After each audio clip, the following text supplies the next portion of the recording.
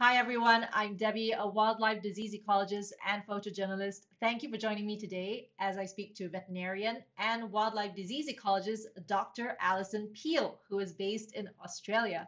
Dr. Peel is curious about the dynamics and drivers of infectious diseases, particularly in bats.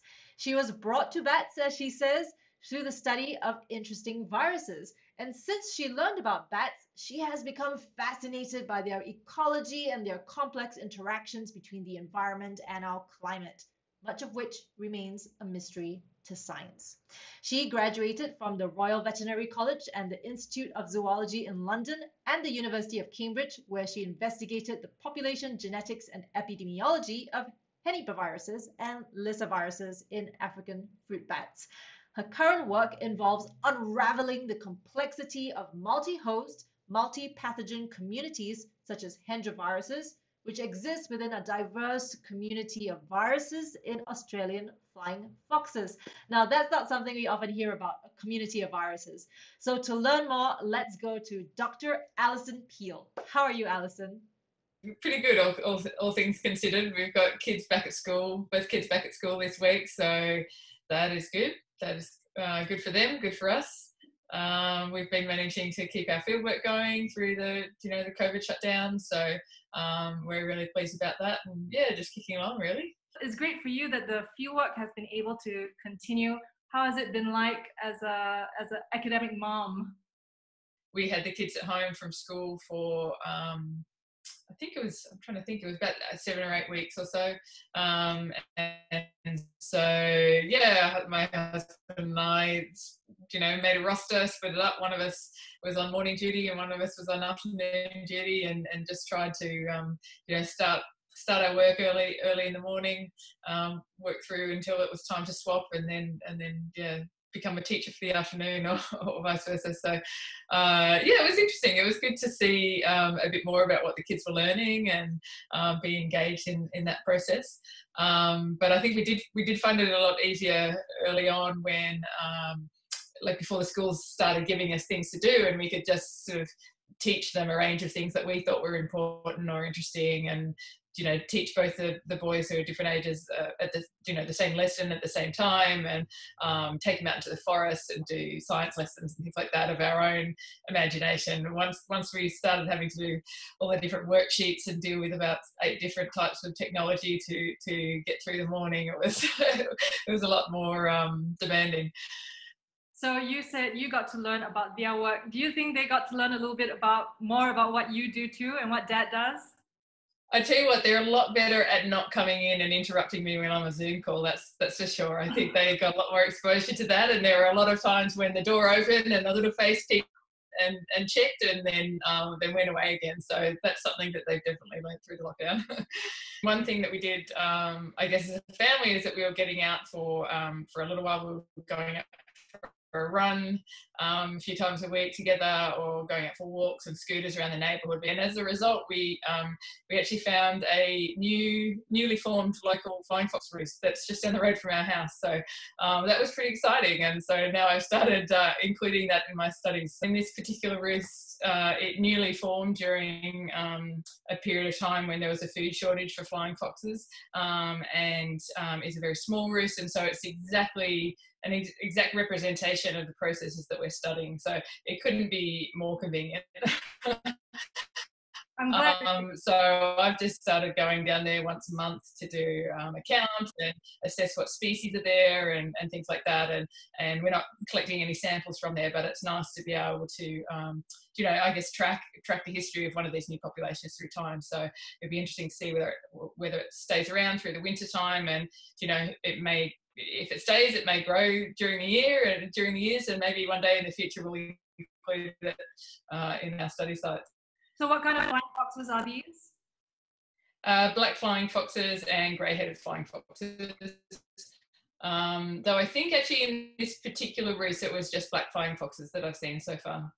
And how big is the roost right now, this one? The first time I counted about 70 bats, but I think I might have missed a section of the roost.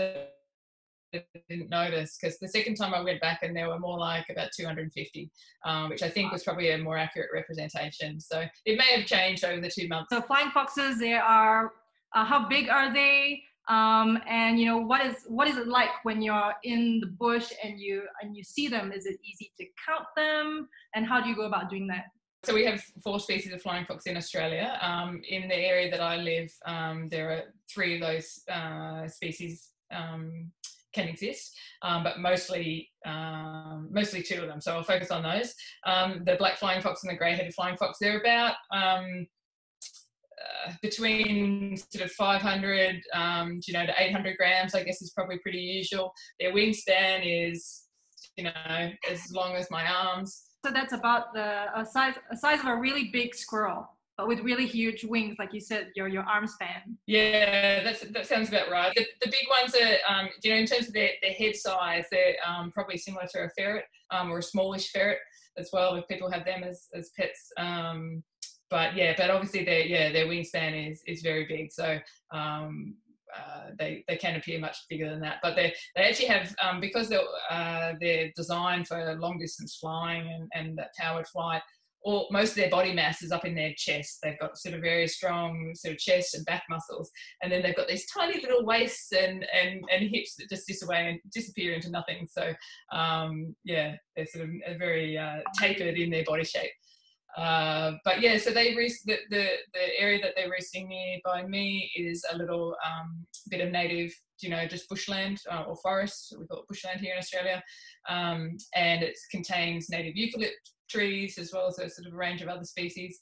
And so the trees are very tall. They're probably between 20 and 30 or even meters tall, or even bigger, quite tall. And it's a fairly dense bit of bushland, and so it can be quite difficult you can't see the canopy of an entire of a single tree at once. And so if the bats tend to roost in sort of various trees, but you have to sort of move around carefully within the bush to try and to count a section of it, but you can't see the rest, so you move and then try not to recount the same bats again. So you have to be very careful not to crack any branches under your feet, because that will just send them all up flying and your count will be over for a little while. So it sounds pretty labor intensive and manual work. Did the kids help you out? Did the whole family get under there and start counting the bats? No, I think that would have been a disaster. There's no chance that we could have done it quietly with the kids there. So no, I took the opportunity to get some space from the rest of the family and went out on my own. Oh yeah, it's nice. It's nice to have bushland and also work that gives you an opportunity to find that kind of quiet. What is it like living with bats? It's probably pretty challenging, actually, if you live close to one of these roosts. These ones are far enough away from me that I can't hear them, and I can't smell them. They're probably about 500 meters away from my house. But there is a property that is right next door to where they're roosting, and they would certainly be impacted by the sound. Usually when the bats are sort of getting ready to leave for the evening, and then as they come back in the morning and all settle into their positions on the branches, they can make a bit of noise. There's a bit of squabbling and things like that. And also when I first went down and noticed this particular roost, it was in the mating season, and so there's a lot more during the day. So yeah, it's not easy, I don't think. I mean, some people don't mind it or just love having the nature around them, and for other people it's a really big impact on them. So you spent some time working in a few countries in Africa. I think it was 5 countries. Tell us a little bit about your work there. And I have a question about basically how the contrast is between the way people live with bats there and the way you witness people living with bats in Australia. So yeah, as I worked in countries in East Africa, so Tanzania, Malawi, Zambia and Uganda. And each of those countries, I think, had I guess different relations and experiences with the bats. They tend, in other parts of in Africa, this bat species is eaten as a source of meat and captured for that reason. Whereas in this eastern part of Africa, I think that happened a little bit, but certainly not to the same extent as in West Africa. And so the bats tended to also be roosting in urban areas and around people's properties in much higher densities than in some of the species that we have here in Australia. So again, I imagine that they had the similar issues with people not liking them too much if they were waking them up at 3 o'clock in the morning and things like that. But I think sometimes they didn't quite have the same protections as for those roosts as they do in Australia anyway, though that even sometimes is a bit lax here. And then I also studied colonies of this species in West Africa, and so that was in the Gulf of Guinea, Equatorial Guinea, and Sao Tome and Principe, as well as Ghana. And yeah, as I mentioned there, that the bats are hunted and eaten as bushmeat there, and so they tended to be to roost in much more protected areas. So within cities, that might be within government compounds or botanical gardens and things like that, where hunting was illegal, and so they obviously, worked out that was a safer place to roost than out in the open where they could be hunted more easily. So yeah, I think that other than that sort of consumption side of things, I think sort of living with them, there's certainly parallels between that and here in Australia. And so in places where they are hunted, they are living in urban areas because they don't have pressures there. But that's also happening in Australia, where they are protected, but we are also seeing conflict in urban areas.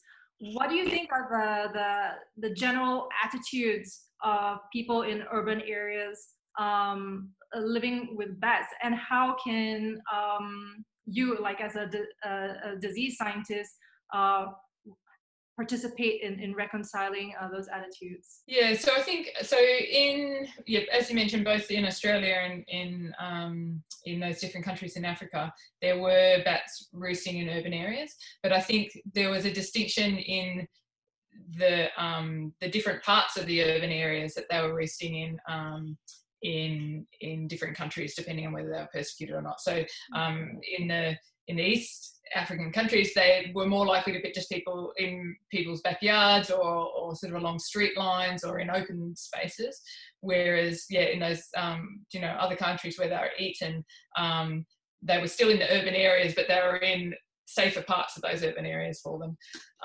So I guess there are maybe parallels here in Australia, where there are some areas where the community tolerance of the roost is low, and people will harass the bats within the roost, with air guns or making banging pots and things like that, and sometimes that's effective in moving the bats on, but sort of often not. In terms of communicating to the general public about living with bats and the risks, I think similarly a lot of the messages are the same. I think one of the big steps is acknowledging that it is challenging living near a bat roost, and that not to minimise the impacts that individuals feel in that way, but also to help them understand why we think the reasons why they're moving into these urban areas, and that there is actually something that we can do about it to try and sort of help them sort of restore some of their more natural ecology and moving away into those more native habitat areas again. What are your thoughts about how this whole pandemic may be affecting the attitudes that people have towards bats? Yeah, well, I think it's obviously, we don't know the exact origins of SARS coronavirus 2, but because of the presence of related viruses in bat populations, obviously a natural assumption to assume that the progenitor of this virus at some point has come from bats, and I think obviously that's something that we'll know more about with time. And I think as a result of that, it's very natural for people to want to blame something, and also to be concerned about the possibility of the same kind of scenario playing out where they live.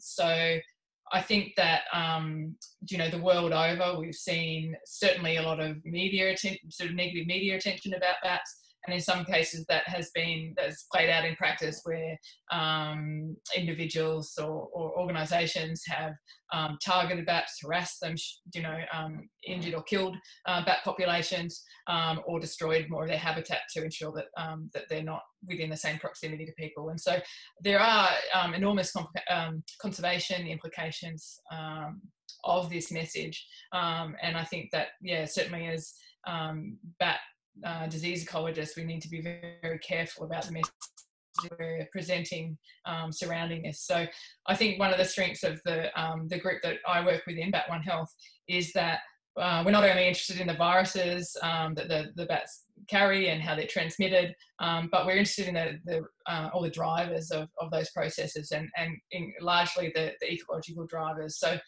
by understanding, okay, yes, this is happening, yes, it may have originally come from bats, but these are the reasons why, and this is what we can do about it to try and prevent it happening. And so I think kind of really pairing it with that understanding that the bats themselves are also victims of the situation that they're being placed in. We're sort of cornering them into a hole, into a corner and increasing our contact with them. And so we need to give them other options to return to their sort of natural habitat. Yeah, I think in many ways that approach does seem very optimistic because it gives us a sense that we are in control of this, that we designed this problem by accident, but understanding that also gives us an opportunity to design ourselves out of this problem. So I think that's a really optimistic approach to seeing, rather than just this pandemic is happening to us. Has anything about the fieldwork changed in response to the pandemic? Here in Australia, we're very lucky in our fieldwork. We have been able to continue catching bats and sampling bats. We're lucky that while our university has also put a lot of restrictions on the kind of fieldwork that it is allowed to happen, that they recognise the value of our work and particularly in this current situation and have we've had to make bring in extra precautions and processes to deal with some of the complications. So we've, I guess, had additional challenges because we were expecting to have another 4 or 5 team members come and visit from the US this winter, our Australian winter, to help with the field work, and obviously they haven't been able to come. So we're sort of down, our team members are down. I want to go back to something you were talking about earlier. So there is a concern that humans may spread the novel coronavirus to new bat populations, unexposed bat populations. What might happen if that were to happen? How would that impact bats? So I think the answer to that is that we don't know.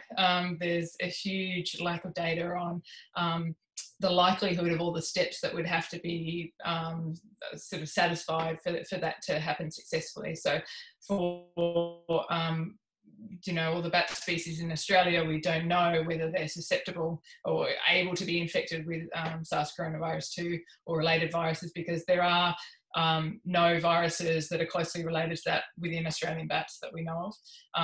And so, that's a big point. Like, are they even able to be infected? We're not sure. Bats have a lot of coronaviruses. So I think it's a conservative perspective would be to assume that might be possible. Then the other thing to take into account is, obviously in Australia, the prevalence is very low, but the likelihood of it happening will change as that prevalence changes within the community. And in terms of the consequences to the bats themselves, bats with coronavirus infections that they have in general, and certainly the SARS-like viruses that have been detected in rhinolophus bats, they don't seem to be affected in any negative way by those infections. They're just incidental infections for them and doesn't make them sick. So we don't know how that would play out across different species, but I think generally for bats we see very little to none sort of illness from viruses. So I think for the bats themselves, probably the expectation is that it doesn't affect them too much. That reminds me of what I wanted to ask earlier, but forgot when I started talking about the spectacled bats in and around Cairns. So when I was there checking out the bats that are living outside the library and the fig tree, I learned from some locals. They were saying that they don't understand why the bats were in the city when the city is surrounded by forests. And so that is a question going back to what you were talking about earlier about creating suitable habitat.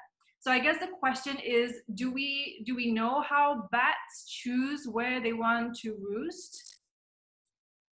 So I think the important thing to remember with flying foxes, in particular, because they can travel fairly easily across long distances, is that they need roosting habitat where they sleep during the day, and they need feeding habitat where they feed at night. And that's not necessarily, completely overlapping, and they don't have the same I guess, requirements. Like there are different characteristics that make an area obviously good for roosting versus good for feeding. So obviously the roosting location is determined by the feeding availability. Then there has to be food nearby that they can eat and that they can find and rely on. And so that's the sort of initial prerequisite. That could be native forests or bushland, or it could be urban environments where people have either native plants in their gardens or as street trees, or introduced, fruit trees and things like that. So the bats will obviously choose where they roost based on that. But in terms of how they select those actual roost sites, what characteristics are important to them, that's something that we really don't have a clear indication of. We know that they often tend to roost near watercourses, that maybe it's, related to temperature or humidity. Sometimes they like to belly dip in them, but often they'll roost near little creek lines where there's hardly ever any actual water in them, but there's, it's probably a bit damper down there. But in terms of in cities, there's some studies in other species that show that bats use roads and lighted, lighting as landmarks as they're flying and foraging, like they would do mountain ranges and things like that. And so perhaps there are fewer birds of prey or snakes in urban areas as opposed to in forested areas that they actually get, even though they might get harassed by people, they get predated less. So there's probably a whole range of different features that encourages them to choose that as a roosting location, even if there's great feeding locations that are outside in other areas. What fascinates you about the work that you do the most? I guess just the hidden lives of bats, what's going on in their heads and how they make their decisions and things. We know that, so I live in Brisbane, the species, the grey-headed flying fox, we're towards the northern end of their range here. But we know that if there are very large flower events down in the south of their range, huge proportions of the entire population will shift down to these flowering events, hundreds or even over 1,000 kilometres away. How they know and how they can find those flowering events when they happen, to that extent once every 4 or 5 years, how they communicate that within the group, how they even find it, I think it's just absolutely fascinating. And I don't know whether we'll ever get the answers to that, but there's so much going on within their communities basically that we'll never know about, and I think it's amazing. Well, it sounds like a book title with your name on it, The Hidden Lives of Bats. Yeah. So you mentioned maybe the next lockdown when I've got some more time again. You mentioned that flying foxes are able to fly big distances, unlike the blue bats.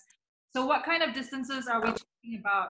So for Australian flying foxes, I think it can be really variable. We have a PhD student at the moment who's tracking bats and in fairly urbanised roosts, and they might only fly a couple hundred metres or a kilometre away to feed if they're feeding on urban food sources. In other cases, we have examples of bats traveling much long distances where they might travel, I'm just trying to think, sort of over 100 kilometres one night and then back to the same place, back another 100 kilometres again the following night. In the species that I was working with in Africa, there were tracking studies of a bat that flew 2,500 kilometres over a period of a couple of months from one side of Africa to the other, and including one night where it travelled 270 kilometres in the one night. So they do have the capacity to travel really long distances, and they must be very efficient, I guess, in their energetics of flight to be able to have the energy to do that. What do you think is the biggest myth about bats? I certainly, I guess, in my related to my work,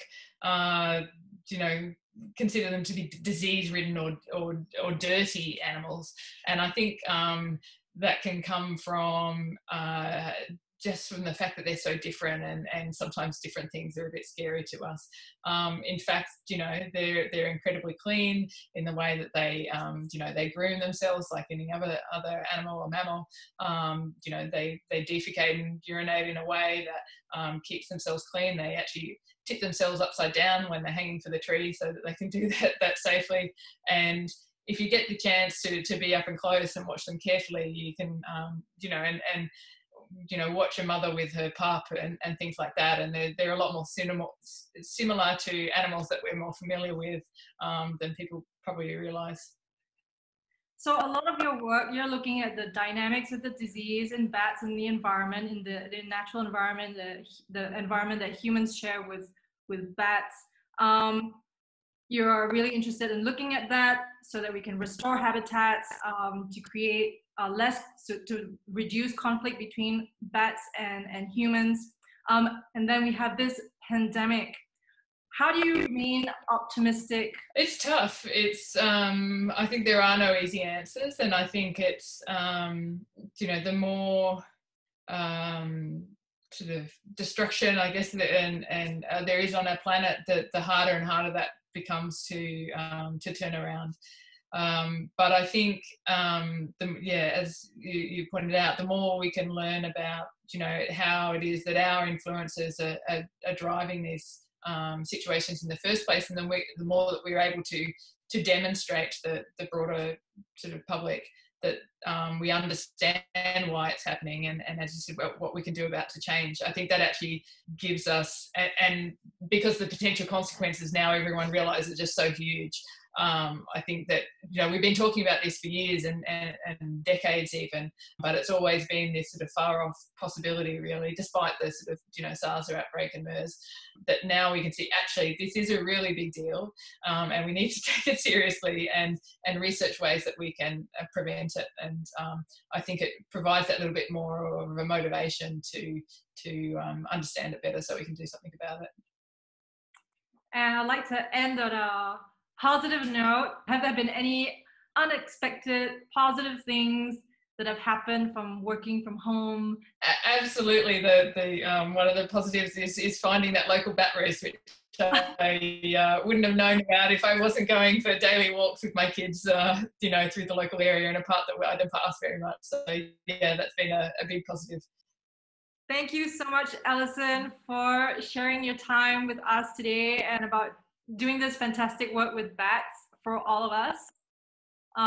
So we really need you to continue the work that you do because it's so important. You're welcome. Thank you for chatting. All right. Take care.